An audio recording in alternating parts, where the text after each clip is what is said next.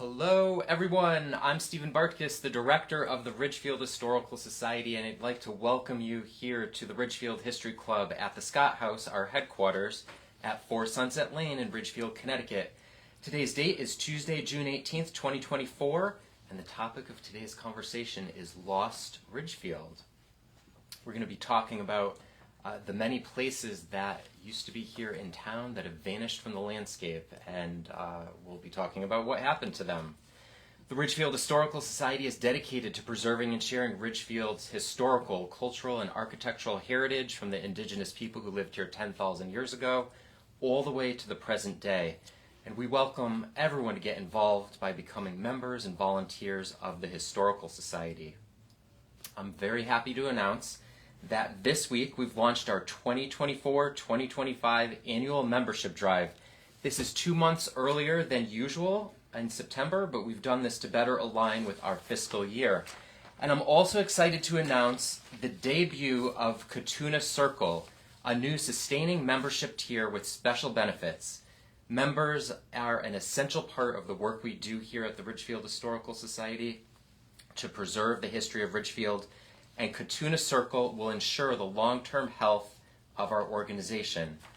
To learn more, please go to our website, ridgefieldhistoricalsociety.org, and please join us in this exciting work.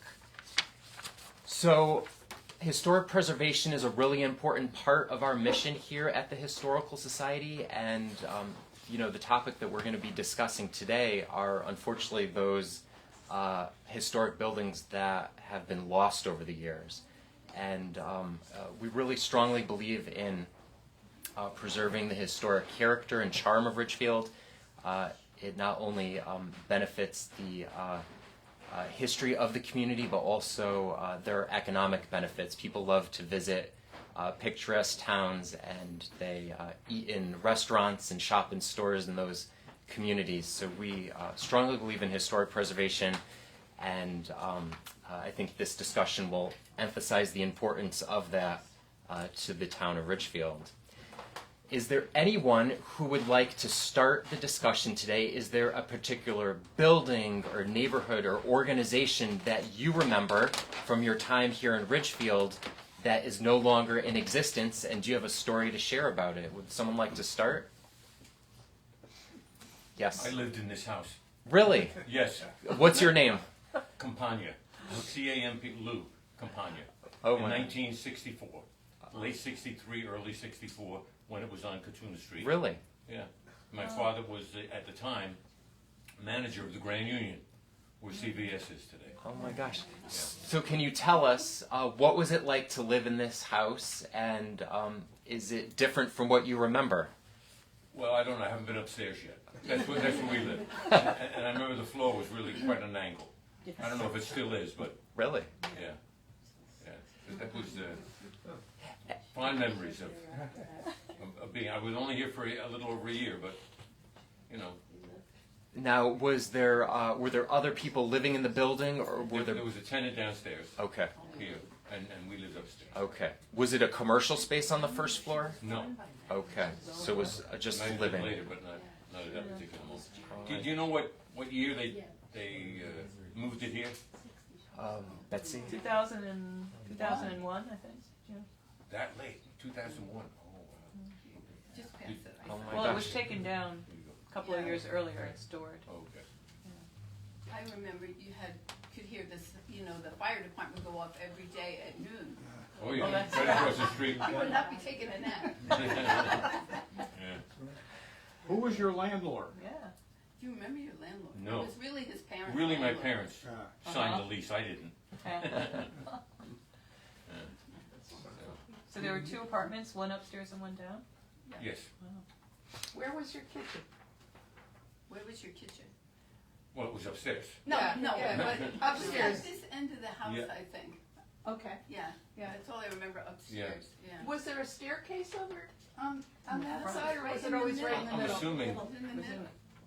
it was closer to the front door than it is, today. Okay. And we had a porch up there too, right? Porch Yeah, outside. In the front, I don't know. Yeah, some I sort don't of- remember that. I don't. My friend Jerry, the Fisher family lived on the bottom of that building for many, many years. One of my good friends, Jerry, was there until 1960 when they moved to Danbury. Really? And they lived on the bottom floor, yeah. Yeah. Oh my gosh. Do you have any photographs from when you were living there of the inside or outside of Wish the I house? did. No. None. Okay. Great. Well, if anyone out there on Facebook is watching, if you have any old photographs of the Scott House when it was on Katuna Street, we're very interested in connecting with you.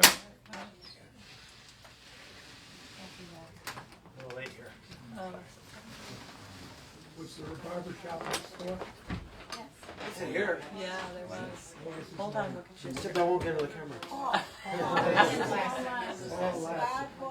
There you We go. all went there. There you go.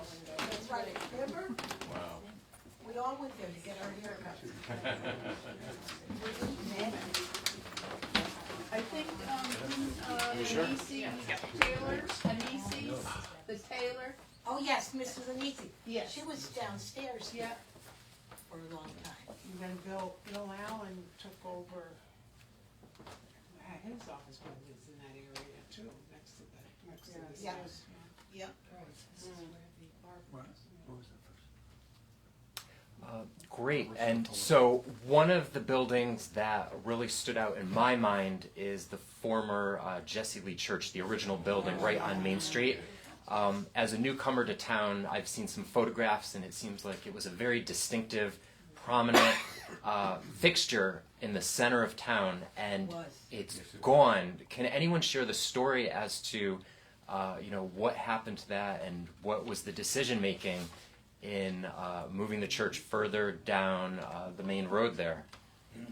They said that building was condemned almost. That's the story they gave us in order to tear it down, but I think it was a shame what they did to it. I And think Morganti Construction Yeah. bought it. Yeah. They wanted to build a new church. Yeah, they wanted a bigger church. Yeah, but it was just a sad thing they ever tore that down. And the same with St. Mary's Rectory, that beautiful building. What a bad decision that was to tear that Right. down. You know? Gone forever. You have a picture of it up here. Okay. I And grew up on Prospect Street, which was the Osborne property from Main Street down to Bailey Avenue. Your father-in-law my also. grandfather. Your grandfather I grew up lived a lot of time down there too. Yeah, and there were several houses there, and the Osborne House was a beautiful mansion that faced Main Street. And I always say I grew up in Dimitri's parking lot. I spent a lot of time in the house across from the movie theater. There was a couple of the old things you had here. Once it was owned by Harold Mead.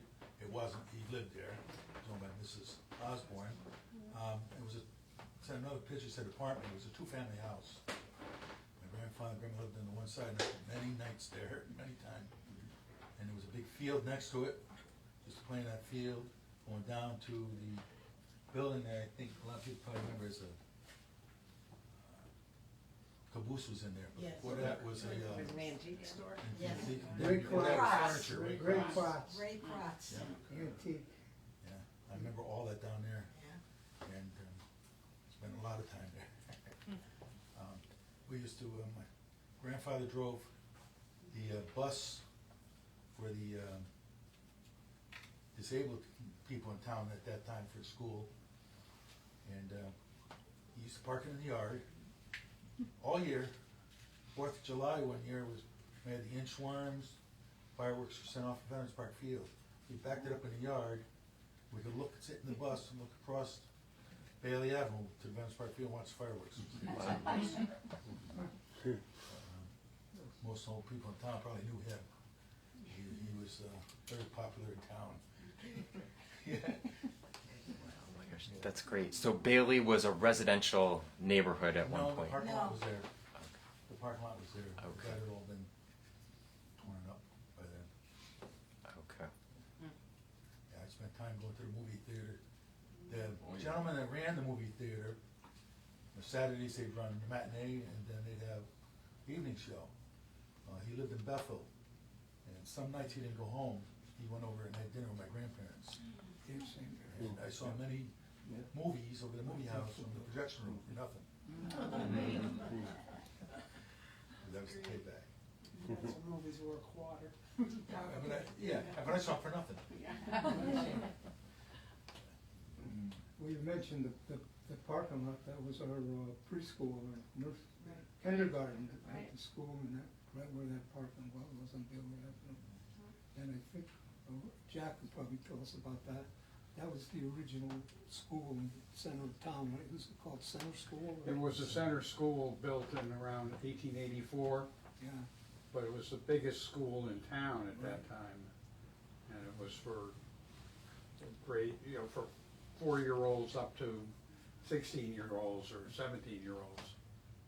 And then it became a high school, Alexander Hamilton High School in 1915. This is, we're talking about where the municipal parking lot is today on Bailey Avenue. And after the high school moved up to the Ridge, it became the garden school, which, did anybody here go to the garden school? Yeah, you did. 1945, I think. There. That was the year I failed preschool.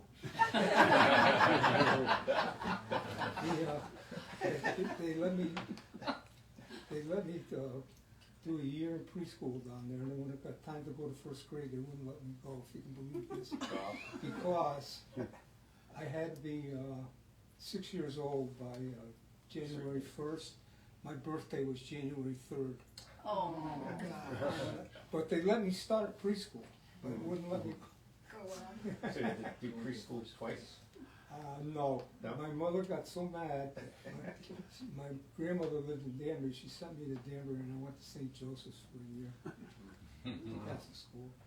But I was miserable. Getting shipped off to Danbury every week, and living with my grandmother on Bounceforth Avenue. So, I wasn't very happy as a kid doing that. But that was that's what I make as a joke. That's where I failed preschool. But, excuse me, the high school was called the Hamilton High School? Yes, For so many years? from 1915 to 1926, Ah, Alexander Hamilton High School. school. And the school in the Ridge, which was a grammar school, Mhm. was called the Benjamin Franklin Grammar I School. see. That was the end. Those two were the beginning and the end of using people's names Names. on public school buildings. So the Hamilton High School became the Ridgefield High School? When it moved up to, yes. Yeah, when it moved up. Interesting. Okay. Why did they stop using the names? I think Politics. politics that were involved. You know, this is a very Republican town, and they were very conservative about using, whose name they would use, Yeah. and it figured why battle when you could just use geographic names, and which is what had been done for 2 centuries. All the neighborhood schools were named after, the Farmingville School, the Branchville School, the Florida School. So they just kept went Yeah. back to that. Yeah. Yeah, politics, just like what's going on in New York now with some of the bridges, Let's see, is it this name or is it that name, I have, Jack, you might be able to help me on this. I have a recollection when I was a kid of a grocery store on 116 by Decorah Trail. Yes. And I think you wrote something about that one time. I can remember that store. The lower Decorah Trail, Yes. Yeah, right on Yes. 116. because there was one up above too, All at the the way other end, Really? a long time ago. Well, There was also one down in Titicus, Siemens. Mass Siemens, oh, yeah. Siemens. They were like little convenience stores. You could buy soda, cigarettes, stuff like that. But the And one gas. you're talking about Yeah. sold gasoline too, I believe. Yes, they did. Yes. On 116? Yes. Yes. Was that part of the Main family that owned that? No, No. no. No, it was, McElwee, that's right, yeah. McElwee. Macaulay, I didn't. Yes, and then George Dykes Oh, married Dyke, one oh, I of know the George. McElweys. George worked in the AP with me when I was a Right, kid. that was his, I don't know. Was there a gas station up in Ridgebury too? By the church? I always heard the rumor that there was one right across the street No. in that No. corner. I never heard of My that. father Really? had a little gas station right on the North Salem border, Ridgefield and North Salem. It's converted into a house now. On But they 116? had, On the right-hand side? yes, on the right-hand Oh, my goodness. side, and not for long, but they did the same thing, gas and then like candy, soda, cigarettes. And my mother had to go to Danbury to get the soda and the candy and the cigarettes and bring it up. But they had a very small gas station there too, right on the border. It's a home now. On 116? Yes, Oh, 116, really? right Oh. before the North Salem line, Yeah. on the right-hand side. Oh. Yeah, there were the little stores. Tomorrow they're opening a coffee shop Yes, right in near the Ridgebury. Ridgebury Yeah. Church. Yes, Across the Oh, the street. coffee house. Congregational. yes, Yeah. the meeting house, Right. yeah. Sunrise Cafe, I think is Yes. what they're calling it. Is that part of the church? Does the church have something to do with that? Yeah, well, it's on church property. Yeah. But the man from Worcester Hollow is the one that's Yeah. got Right. Yeah. Oh, is it? Yeah. Right. Yeah. And all the profits are going to be going to local Little charities. charities, yeah, He's gonna have pre-made sandwiches and coffee and things like that, right. that you can stop and get. There used to be a little snack bar on Mamanasco Lake too. That's Piat. Yes, Yeah. What was it called? Oh, yeah. Piat. Yes. Oh, yeah, Yes. okay, yeah. And where we lived on Lafayette was called Piet's Park. For That's right. Yeah. I was raised over in Piat Park. yeah. Oh, yeah. I was on Rochambeau. Oh, we lived on Lafayette. Lafayette. Was it on the corner? Second house in on the right. The Carrolls were on, when we were there, the Carrolls were on the corner house. But this is later, we didn't, Yeah. Oh, yeah. I didn't move to Richmond. talking There were the 60s. Hates, there were the Hates, John Haight, the police chief lived Oh, down there. yeah. And his father-in-law lived across the street, or his father. And his sister married Goodwin, was she there? I don't Laney remember. Goodwin's Who was the mother principal lived of there. Richbury? What was his name? Point? Voight. Yeah, We yeah, lived there. that was later, yeah. That Yeah, was that much was- later. that was- After, that was later. after you, 16, Jane. yeah. After me, yeah. Yeah, way after you. Yeah, yeah. And the old that's my old neighborhood though. But that Piat store you mentioned, that was quite a spot. He rented boats and he had a little snack bar in there, if you remember. He sold fishing gear, they sold fishing gear. Oh. And they rented, they had a little beach, and underneath there was changing rooms, and Yeah. there was a dock out there, a float, we used to call, you could swim there. And the 4th of July, they used to set fireworks off out on that float. Murky's water, when the pond, when they called the pond working, if you dove off the float, you dove into nothing but seaweed. That was the swimming place before. That was Great Pond. also a Before- this was before resort, Great Pond. Piats early on. It was, Is that what the cabins are, the smaller And there's, cabins? yeah, there's lots of cabins, Yeah. they're Oh, yeah. still there. It's Yeah. still there. And when the people buy them, they don't own the land. It's really weird. Leased. Even now? They're Yeah. leased, They're leased. Still? they're leased. Yeah. Oh, really? yeah, But they're still there. It's, I know They have a that. very active lake association, because we used to live on Old Sib Road, and then my son lived up there too, and they had a really active, lake. Still is. Links. Still is, I Yeah. Yeah. 8 lakes. And out of there, every year there was fish derby, Right. all the merchants would contribute gifts, and all the kids would go to Piats, and he'd let us have the boats. And we'd fish all day and then come back in, and based on the number of fish you caught was your queue, where you were in the queue to go in to get your prize.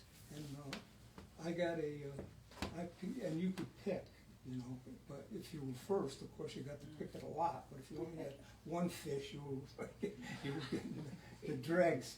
So I got a $10 bank account from Ridgefield Savings Bank. That's a lot back then. And another year I got a bicycle that was rebuilt by one of the merchants, and my friend got an English bicycle, which we didn't have much. Those 3-speed English with the narrow tires. Oh, yeah. And we rode them home back to Pierre Park, and we started down that Manasco Road that runs around there. Yeah. That was dirt, Yeah. and it had big ruts in it from mud. My friend's brand new, well, it wasn't brand new, but rebuilt English bike got caught in one of the ruts, and he flipped it and bent the front rim all out. Took the bike and threw it over the stone wall. It's probably still there. He had that bike about 15 minutes and it was gone. Did you have to walk home? Yeah, I rode and he walked. I had a balloon tire originally, but the merchants, somebody fixed them up and donated for prizes. And that was, the fishing derby was a big thing in those days for us kids. Yes, it was. Yeah, it was nice. Well, I grew up on Continental Drive, and we would play hockey in the winter when it was cold then in the winter, and the ponds and lakes would freeze. And we would go to Manasco and play the neighborhood kids there from our neighborhood. And we only have like teams of 5, 6 kids on a team, but it was a lot of fun to go to other lakes, other lake areas. Yeah, And Mr. Martin used to have a skating party Yeah, I was gonna say, every winter. that's right. the big Yeah. card, yeah. Everybody in town would come. It was Yep. great. And that was talking about skating. That's when there were Things- 4,000 people in town. Yeah. Did he own right up to the lake on the west side? Martin. North side, I think. I don't know, but he had a lot of property. Yeah, did. Yeah. On the north, Yeah. He'd be on the north side. on the north side. I Yeah, think. it was the north side, I think, Yeah. was what he owned. But the skating on rink that was whole outpost in, Yeah. when I was a kid. That stretch right across from Fox Hill, that was the inn was there, and we. There's a picture of that that's Yeah, it's- comes rolling through there on the screen. Fox Hill Inn. Of the outpost in Pond. Yeah. where Yeah, you- the pond and the cars used to park all along that straightaway on the right, and people would skate there at nights. And just be loaded with people from town, that was their skating. And of course, I lived up in Pierre Park, I'd walk down and with my skates Sure. down Cops Hill and cut across and skate there. But that's something that's gone forever, they stopped it, I guess for liability reasons, that people couldn't skate there anymore. But we used to fish in there. I caught a 4-pound bass out of that pond one year. Always remember that, right? Yeah. And, Ridgefield Brook runs right across the 35 there. We used to fish in there and it would catch weird eels and stuff in there for some reason. It was weird fish. But one day, during the heat in the summer, a native trout must have come up from low water or something. My friend actually caught an 18-inch trout about 20 feet off of Route 35, right there by the rec center, right in that, Wow. right in that little Ridgefield Brook they call it, Right. which is the headwaters of the Norwalk Yeah. River. Right. You know, Yeah. yeah, that big, it was big. Can I ask a question about the skating rink? Would he throw a party once a year, or was it every week? Well, we just go and skate, you know. Every weekend, And some anytime kids would anybody play showed up? hockey, pick up and stuff. No, but the we party he threw was once a year. Right there, Yeah, once a year. that pond there. Party was once a year. Oh, there it is. So he did throw a party once a year, a big, Yes. and then you were able to go on his property anytime you wanted? The kids? Well, that was wasn't his nice. property. What, that wasn't his property? No, Memenasco wasn't Oh, I his see. property. I thought you said it was his pond and he made a skating rink. I don't know. No, he just Oh, threw a it was party just- there. I don't know who owned that. There was a big boathouse there one time, that tore down right there at that end. Which end? that north end, it must have been part of somebody's estate or something. Well, they used to have dances or something, you know, in that Okay. boathouse. I don't remember that, Jim. Yeah. You mean where Chief Hate's house was? Just around the corner, more towards Piat, coming up right from Hatestow, and it Oh, would okay. be on the right side. Yeah. There was a boathouse there. Does anybody remember that? Is St. Mary's Church, and then there's the garage. Ted Barrett from Georgetown, and he was a friend of my brother's, used to bring a camper and park it right by that boat. And my brother's generation would go up there and party and raise hell. And I remember Ted throwing a party in that boathouse one time. And I had another friend, John Brady, whose father owned in one of those little cabins up by Piats. And I used to go up there and spend the nights with him. And I was up there one time. That's when they were tearing the boathouse down. They did it manually and had us kids pulling the house and stuff out of it. That was a big boathouse. That's going forever.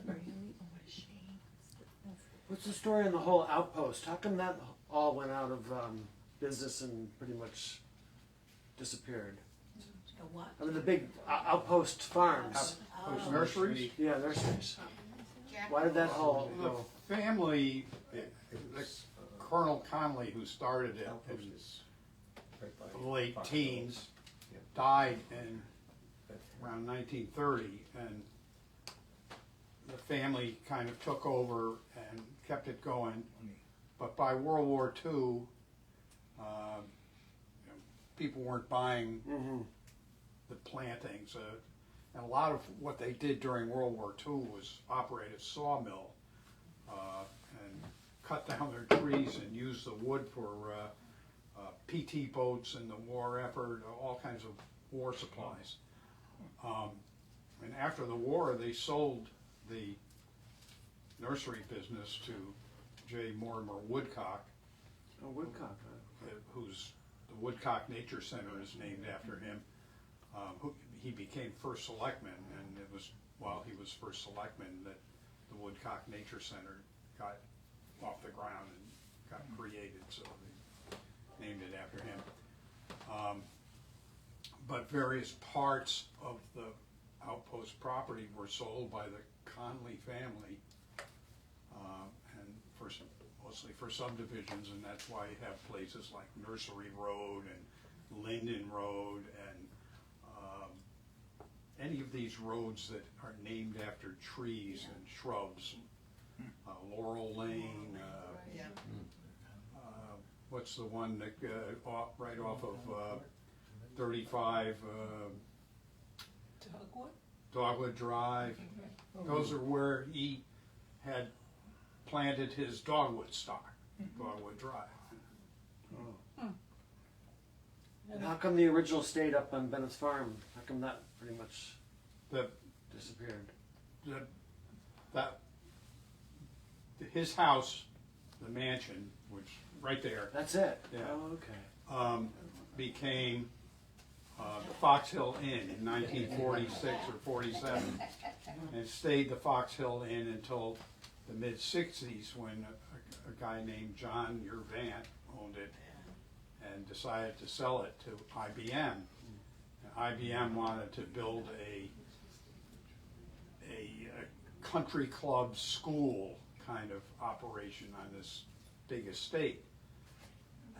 But they also wanted to have Helicopter pad. a helicopter pad to ferry their executives in to teach.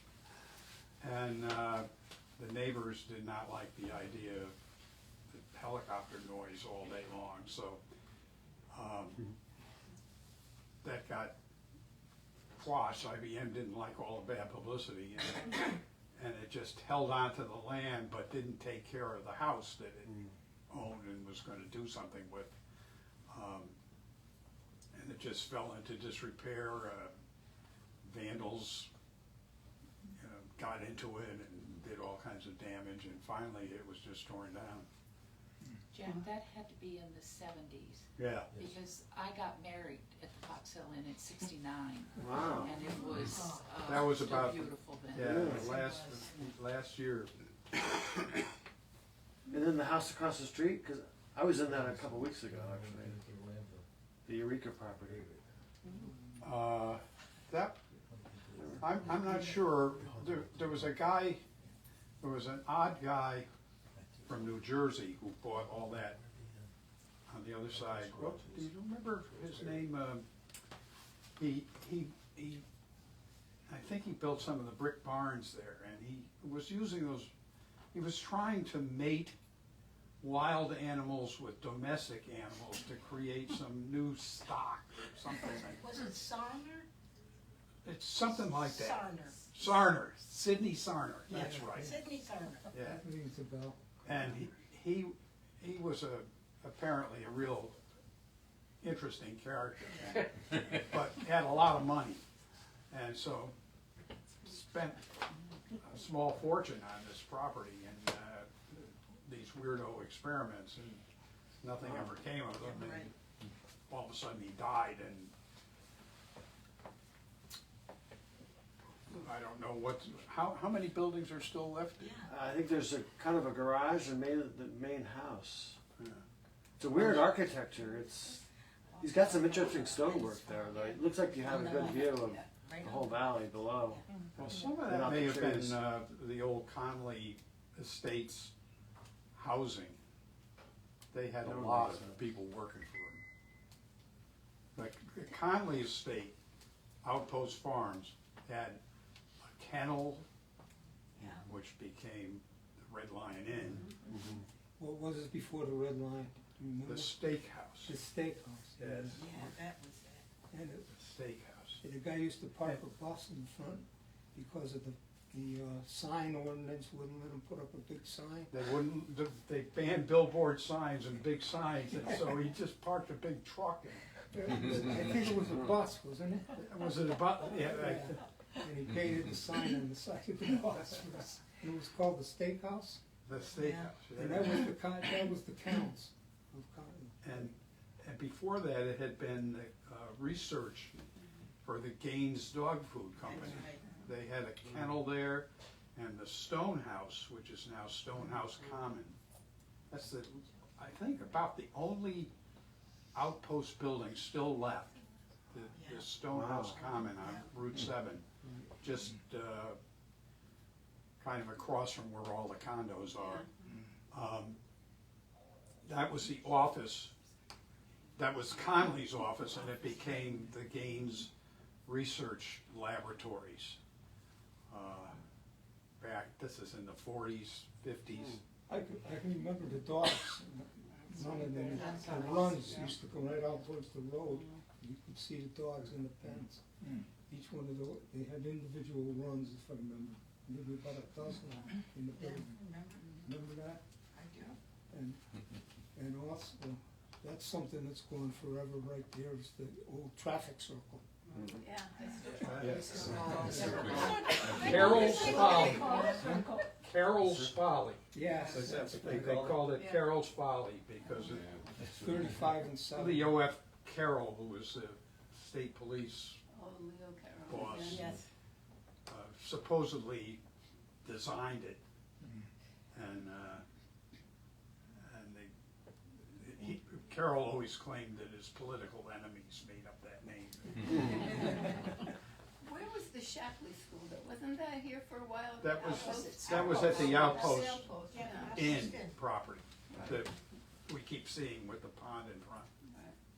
Well, talking about school, do you remember anything, Jack, about the manor on West Lane? Was Ridgefield? They turned it into a girls' school. Gray Court. Gray Court College during Yeah. World War II. Yeah, and Didn't last very long. it was for girls that were troubled or something, having trouble in school.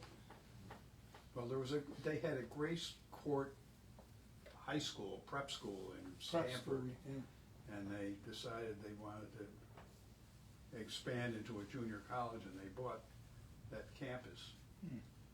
And it was a nice location. They had classrooms in the greenhouses. Well, what a greenhouse they had on Yeah, that. giant greenhouses. And 60 feet high, had full trees in it, I remember it had a big dome on it. You could see it right from West Lane. if you go down Lewis Drive Yeah. from Manor Road, head down the hill, there's a house on the right.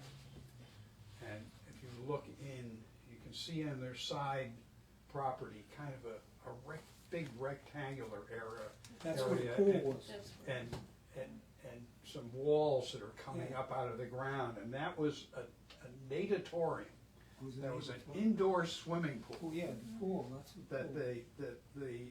I guess the Lewises probably had originally. And the school took it over, and that was great for the school. And it stayed there quite a few years. I think it was there in the 60s before they finally tore it down. And how many houses would you say are still in the neighborhood of the manor that were associated with? There's probably 6 or 7 houses that were. It Staff. said that he had a staff of close to 100 people, just his staff. He had his own physician. He had his own, New York City chef, and he provided them with houses to live in. And he had the O'Toole house on West Lane at Umstead there. That was one of the houses that, I think his doctor was in there. And across the street, the old Dunworth place was another one. Was it Pete Carbone's house? What's that? Pete Carbone's house down? Off Lane. Yeah, I think that was another one. And then there's some that are in the manor that are old, that were, the Butlers and the Where Allison Pratt and Todd Forrest live is one, Yeah. and, Well, Jack, how do you make his money? He was a express company executive back in the days of, like, this is when you had Railway Express. Yeah. Their equivalent of UPS. Yeah. Oh, okay. And banking, and he and his wife were both from families of wealth.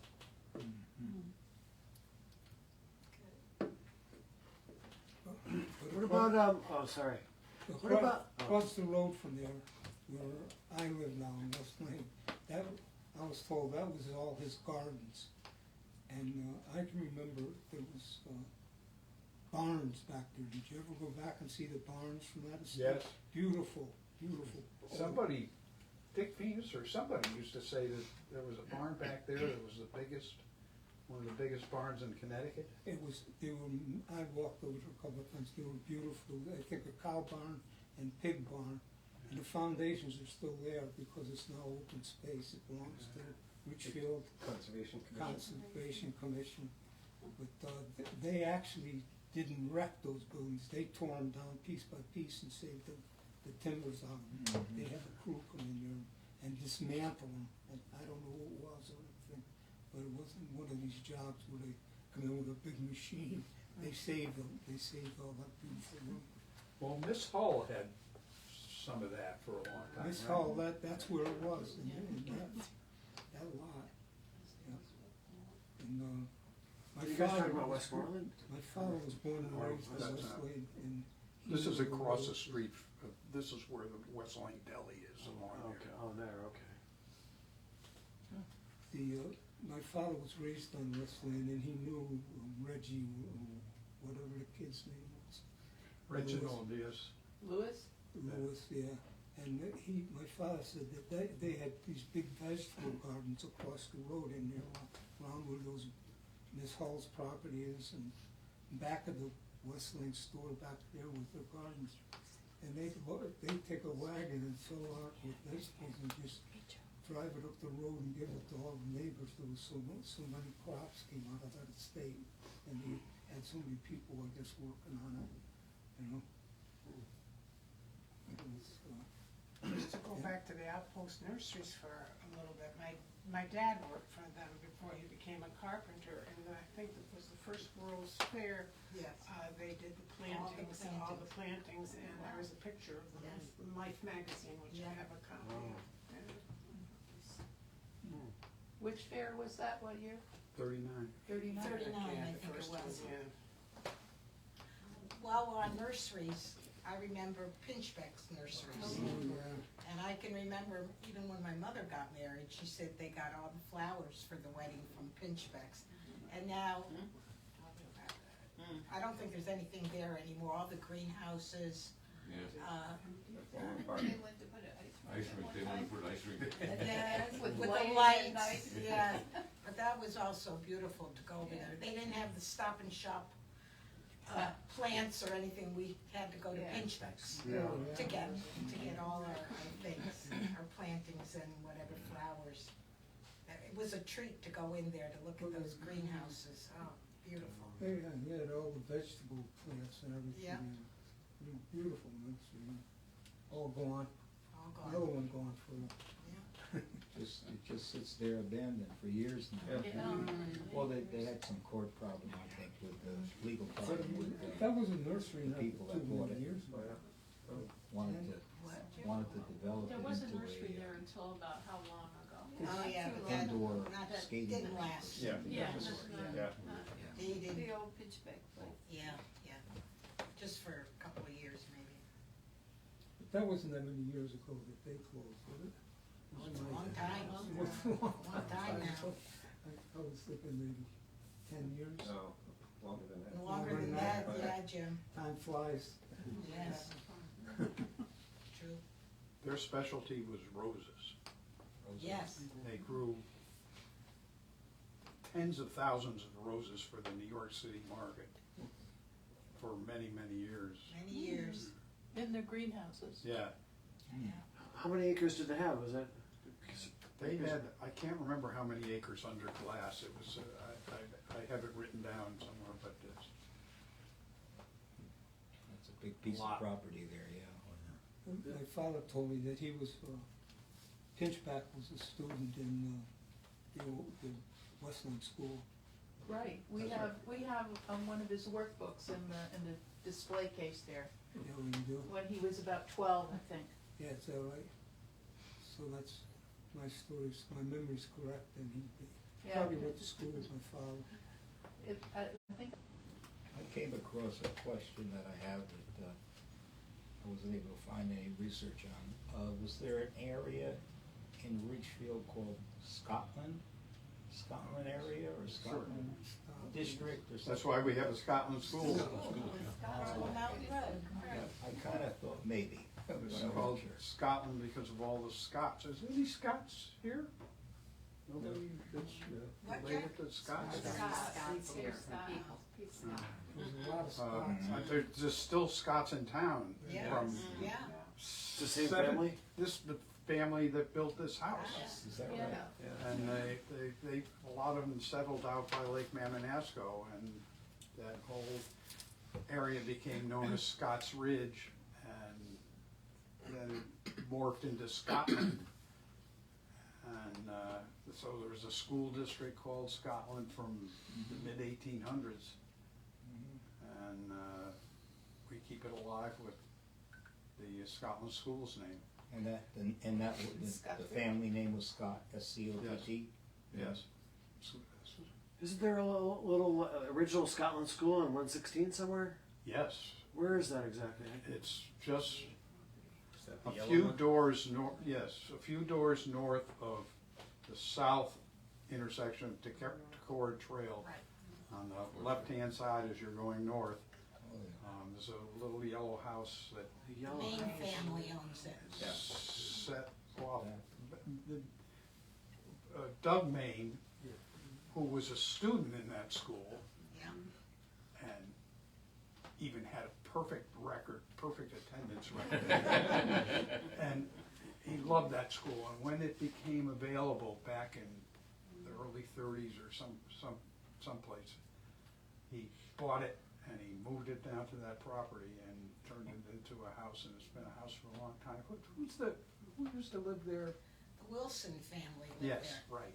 Is that the one on the left as you go into Yes, Clark yeah. Trail? Yeah, right It doesn't look before like a school at all, Stephen right? Payne's No, house. not really. I think it had a little one right on the left. Little yellow house. And there's, the school bell is on a post Yes, in the yard, he- so that yeah, kind he of kept Oh. the school bell.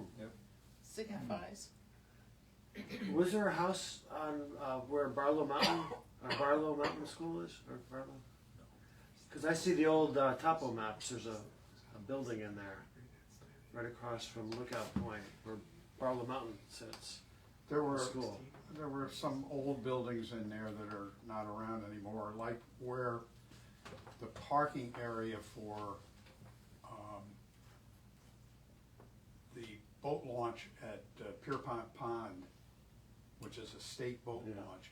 That's a Scott. Is that a Scott house? There's an old, maybe there was an old Scott house in there someplace. There was an old house, probably a Scott house, down opposite where Barlow Mountain meets North Street. There's a house there that's a very old Scott house. Yeah.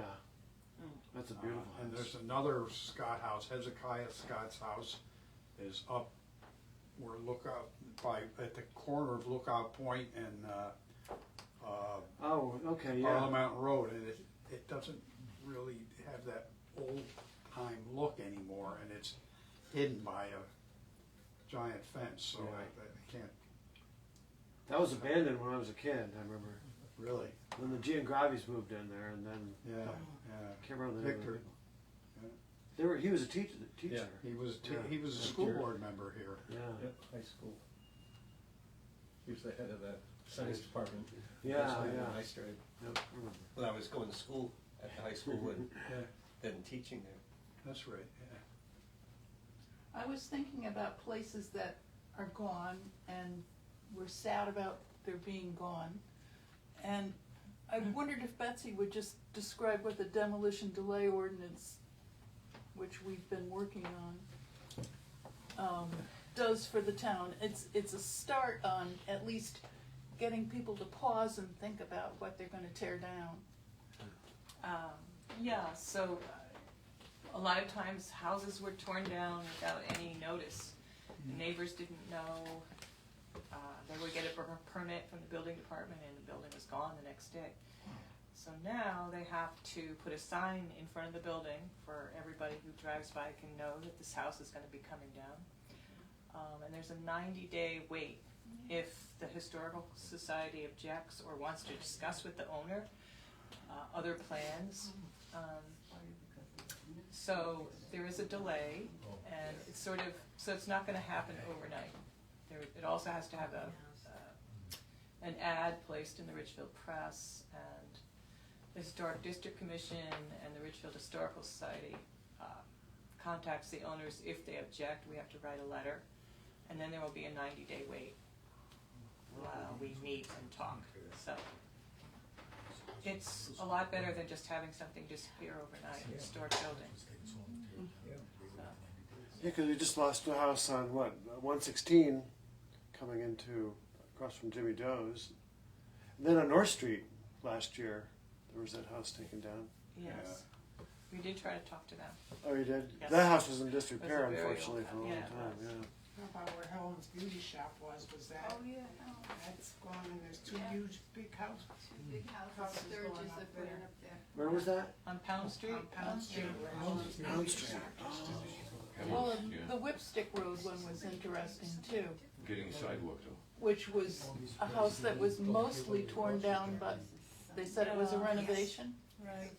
There's a state building code, because this was a 1700s house on Whipstick Road that was recently demolished, and we didn't know about it. We didn't get a letter Wow. because it was considered a renovation because they left one wall standing.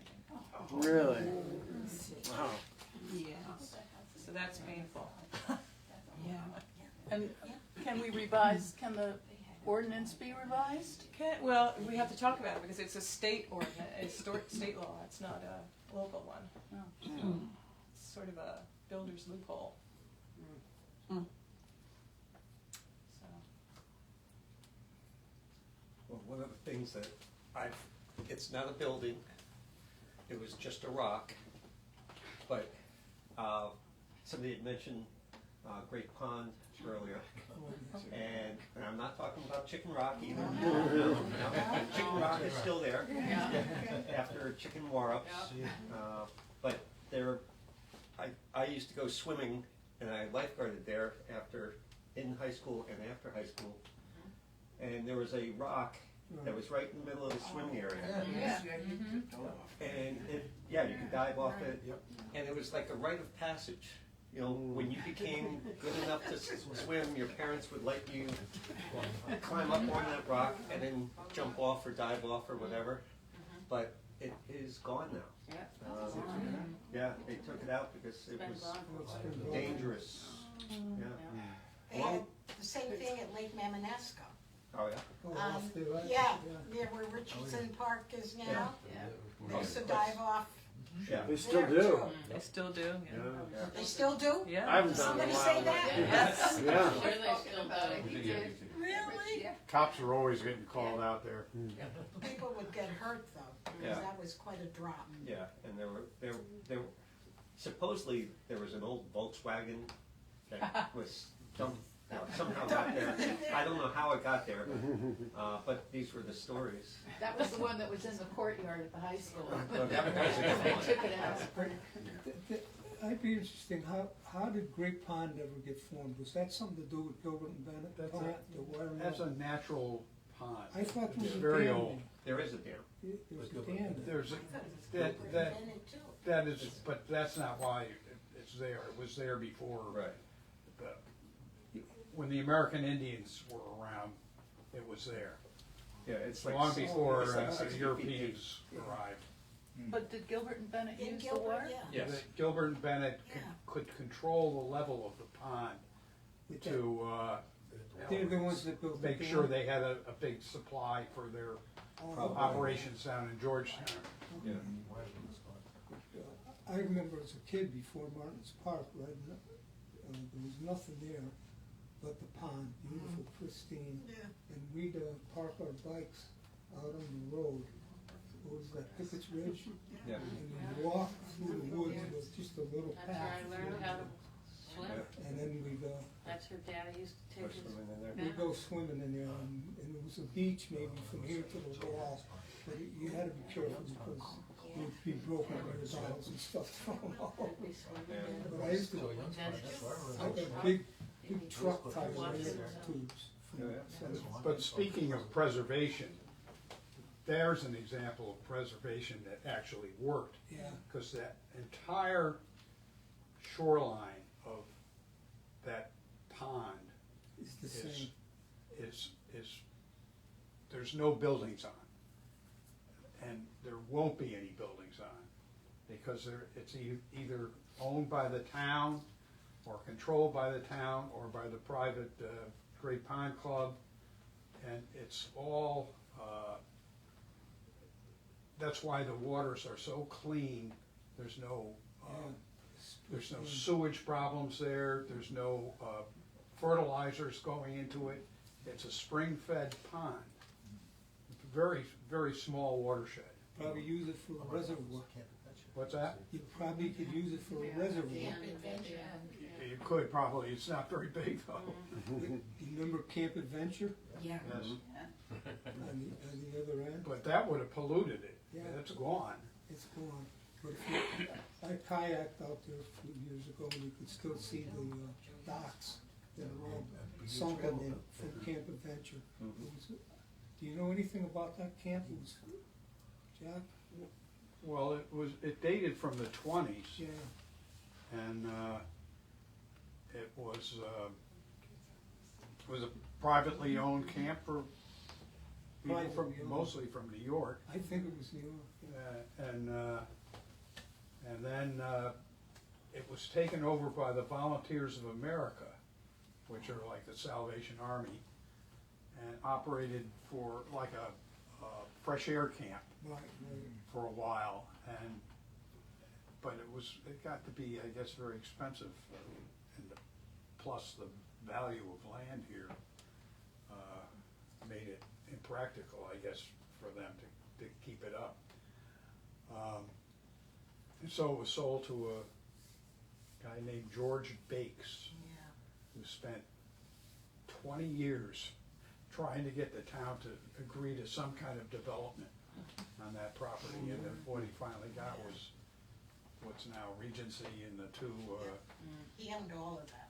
yeah, he owned all that property. And, I mean, the guy, talk about patience. Some guy from Norwalk, you know, he just held on to it, he paid his taxes, and he just kept on approaching planning and zoning with different ideas for, you know, first it was industry, and then, you know, and the town said, oh, no. And that's how we got all that land around that was, a lot of it was Camp Adventure, because they set up an agreement with Bakes and the subsequent people that developed that land would go to the town. The Conservation Commission, I think, holds it. Mhm.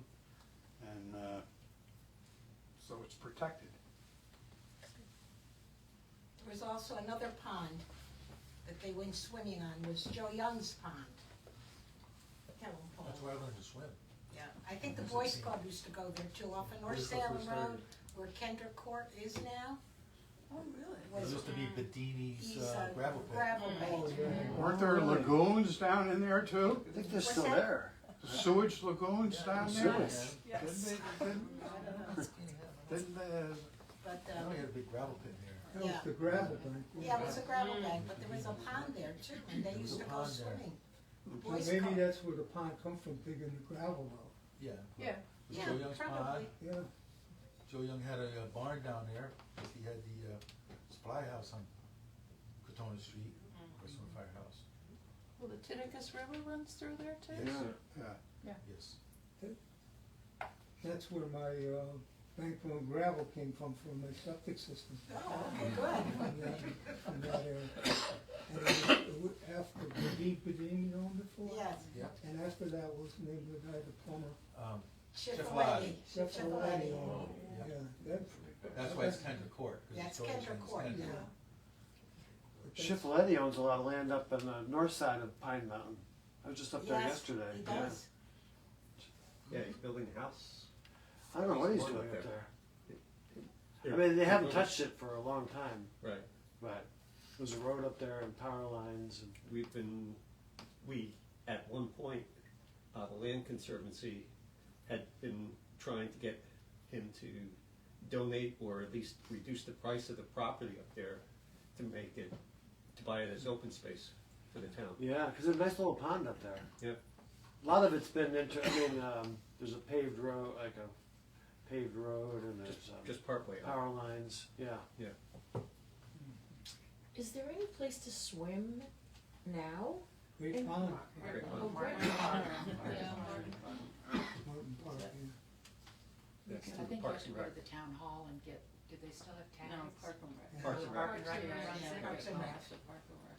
And the pool But and if you're Parks and old, Rec. you is can- great. Yeah. Great pond is great. Yeah. It's really good.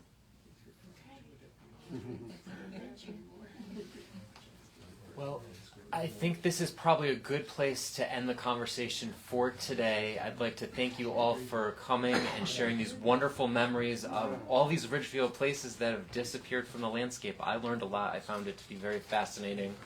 I'd like to invite you to our next program. We're always here the third Tuesday of the month at 10 o'clock.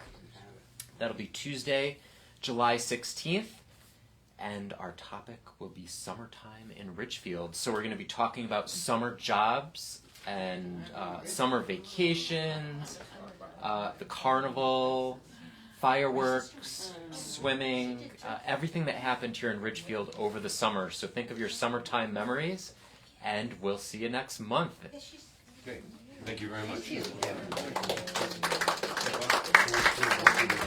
All the historians, thank you. Wow. Good job.